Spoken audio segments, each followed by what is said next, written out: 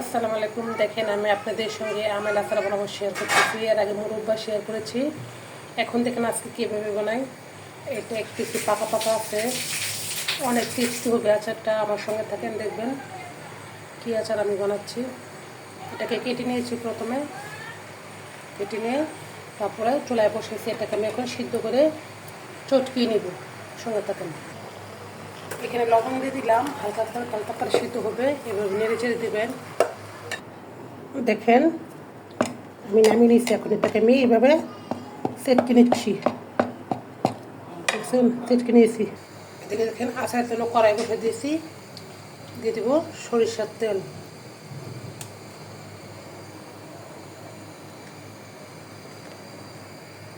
দিয়েছি তেজপাতা, দিয়ে দিলাম পাঁচফোড়ন কয়েকটা।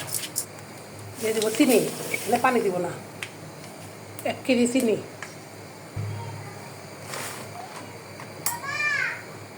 হালকা একটু কম দিলাম 1 কেজির থেকে। 1 কেজি চিনি দিয়ে দিলাম। দিয়ে দিলাম হলুদের গুঁড়ো, ধনের গুঁড়ো আর লবণ। দিয়ে দেবেন ভিনেগার।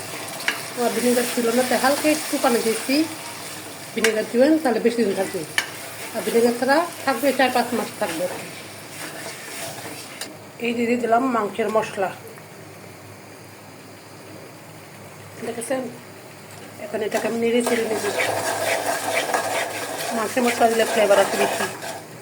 দিয়ে দেবো একটা দারচিনি, এলাচ, সব কিছু এক করছি। এখন দিয়ে দিচ্ছি আম, চেটকে রাখা আম দিয়ে দিচ্ছি। এখন এটাকে নাড়া চাড়াবো, বলক তুলবো। তারপর দিব এই যে পাঁচফোড়ন, তারপর দেবো এই যে চিলি ফ্লেক্স, পানির খিচুড়ি। এখন দিয়ে দেবো এই পাঁচফোড়ন। বেশি দিলে তিতা লাগবে। পাঁচফোড়ন দিয়ে নেড়ে চেড়ে দিব। এখন দেবো চিলি ফ্লেক্স।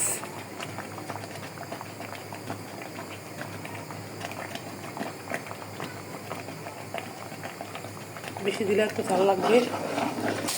এই দেখেন হয়ে গেছে আমার টক জল মিষ্টি আমের আচার। দেখছেন, এরকম পারফেক্ট করে নামাবেন। এরকম একদম লসা লসা করবে। এরকম যখন নামাবেন ঠান্ডা হলে তখন আরও একদম থামা হয়ে যাবে। এখন আমি এটা তুলার উপরে রেখে দেবো কিছুক্ষণ। দেখেছেন থক থক থক থক করতেছে। এটা যখন ঠান্ডা হবে তখন আরও ঘন হয়ে যাবে। এখন এটাকে আমি চুলার উপরে কিছুক্ষণ রেখে দেবো। আসসালামু আলাইকুম। কেমন হলো অবশ্যই কমেন্টে জানাবেন।